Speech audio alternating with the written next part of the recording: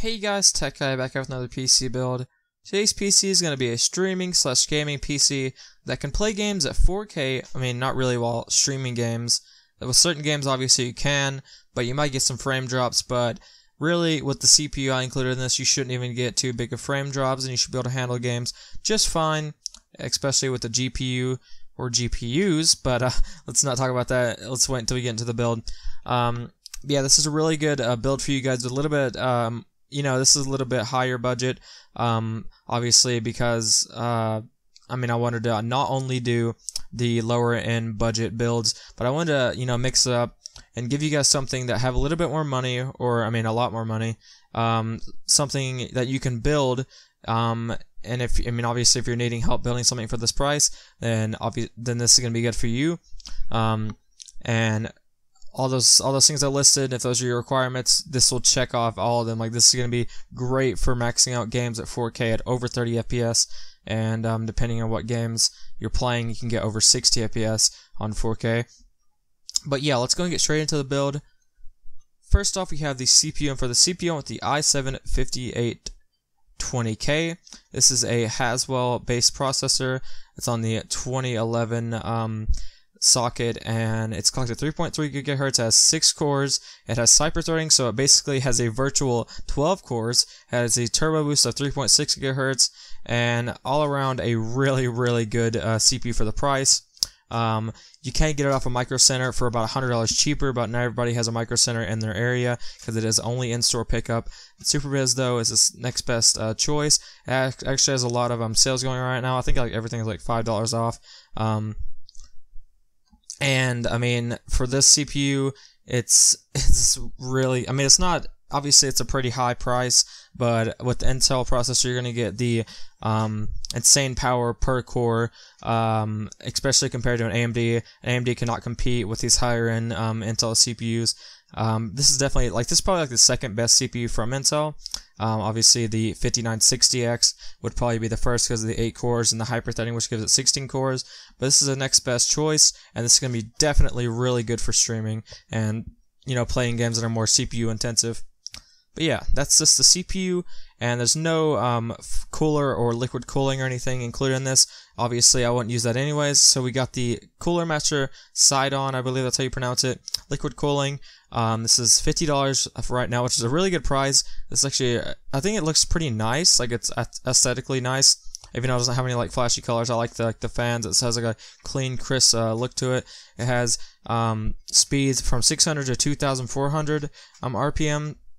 And it's actually a fairly quiet fan as well. Obviously, it is liquid cooling, so that's kind of what you expect. The thing with liquid cooling, though, it keeps your stuff more cool, but there's a risk of obviously it busting, and that could basically the liquid inside of it could drip on some of your parts, and that could cause some massive damage to your system. But honestly, with this, obviously Cooler Master is a really reliable company. You won't have much chance of that happening unless you're slinging your computer around. But yeah, definitely go with this for the price. And next up, we have the motherboard. The motherboard with the ASRock X99 Extreme 4. This is a really, it's obviously a high-end motherboard because it is an extreme processor that we're using in this. It's going to be, obviously, all the motherboards are going to be around, over the $100 price point. And with this motherboard, you're getting 3-way SLI support. You're getting 3-way Crossfire, 3-way SLI support. You're getting 10 SATA 6 gigabit ports. You're getting 4 USB 3.0 ports, 4 USB 2.0 ports. You're getting 8 RAM slots and up to 128 gigabytes of RAM. I don't know why you would ever want to upgrade that far, but there's always the option. It's got RAID support. It's literally got everything you need. I think it's got an eSATA port or something. I think that's what it's called. I believe that's it right there. Let me just inspect it closer. Or maybe, I don't know. I don't really know exactly what it's used for. I know it's for something it's connecting external hard drives or external something. I don't know. Maybe that's it right there. I don't know what it looks like. I'm not really sure what the use of it is, but I know not a lot of motherboards have those, so obviously this is a really good motherboard.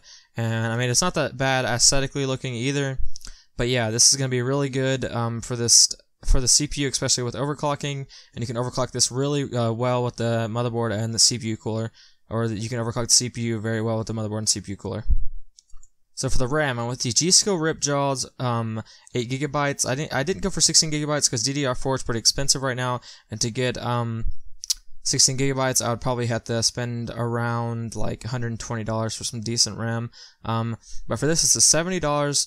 The downside of DDR4 versus DDR3, it has a little bit higher, usually higher cache latency, which makes it a little bit slower. You won't really notice that at all. It has it has 3,000 megahertz speed, so I mean, you're not really gonna notice a difference really in gaming especially, but you will notice some like faster speeds with DDR4. And all around decent RAM. If you want to upgrade to 16, go ahead, but I had to stick to the budget, and this was something I kind of had to cut back, but it's still decent RAM, and it's going to be all you need for gaming. Next up, we have the storage. This is another thing I kind of had to cut back, as the GPU was the most expensive thing in this. But if like this is the Western Digital 1 terabyte, it's got the 7,200 RPM. It's got 64 megabytes of cache. Nothing really much to say about this. It's one of the most recommended hard drives. If you want a 2 terabyte, go with the Seagate for like $70. You can get a 3 terabyte for like from Seagate for like $80. And if you want to do that, go ahead. It's gonna be a little bit over budget, but this is probably will be enough for most of you guys, unless you have like a huge Steam library. Because I mean, 1 terabyte's basically it's going to be good enough because I also have the SSD in this build, and you're probably going to want to put some games on there too for fast load up speeds or load time speeds. But you can put your excess media or videos, any extra games on this. It'll be good for that. And if you want 2 terabytes, go for it. Next up, we have the SSD, and for the SSD, I went with the Crucial V4 256GB. For the capacity and the speed of this, it's actually a really good price of only $93. You're getting a SSD that can boot up Windows 7 in 10 to 15 seconds and Windows 8 in 5 to 7 seconds, and Windows 10 probably even quicker, because Windows 10 is just the best version of Windows by far, in my opinion, and it's just really fast and snappy, and this will even make it more snappy. You can put your games like Skyrim with mods on it to load it up quicker, or Battlefield 4 when you're joining like multiplayer servers. It's gonna be good for that. It's gonna load them up. It's gonna like split the time in half or more, and yeah, a really good SSD for the price and the capacity. It's just kind of overkill for the price. It's just kind of stupid how cheap it is. But yeah. Next up, we have the GPU, and for the GPU, with SLI GTX 980s, these outperform the Titan X and the Titan T or 980 Ti. This is clocked at 1.27 megahertz, I believe, and it has like a boost up to like 1.3. I don't even know why you need that in SLI. They both have 4 gigabytes of GDDR5, but it's not going to obviously render it as having 4 gigabytes. It's going to kind of cut it back. When you put something in SLI, it's going to cut the performance back, but I mean, you won't really notice it because the performance you get from these two GPUs is kind of insane. It's just like, it's like the same price as the Titan X, but you just get way more performance. And it's really noticeable, especially in 4K. You get like at least 10 more frames in most games, like Witcher 3. And I've seen a couple benchmarks and stuff like that on Witcher 3, Battlefield 4. You're getting a lot more frames on 4K.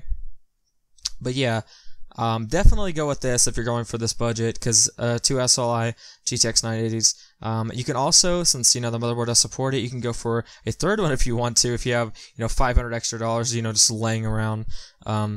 Go ahead and go for it. I mean, you're already getting insane performance, but if you want even more performance, go for it. Why not? Why not? I mean, like you're only getting a 4K monster. I mean, why not go ahead and get another GTX 980?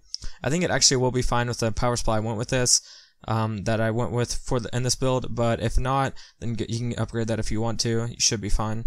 But yeah, it should be fine either way.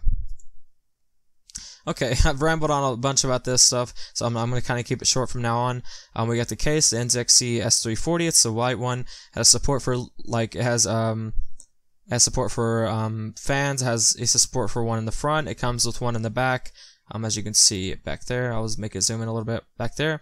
It has support for one in the an extra one in the rear, and it has a side window, as you can see there. It has your USB 3.0 ports on top and your audio ports. And all around, obviously, this is one of my favorite looking cases, for only like this cheap budget. I mean, it's not like a budget case, but it's like a cheaper price. It's actually one of my favorite looking cases. As you can see, it's like this nice white aesthetic look, and the inside's got like black. I mean, I just really like it.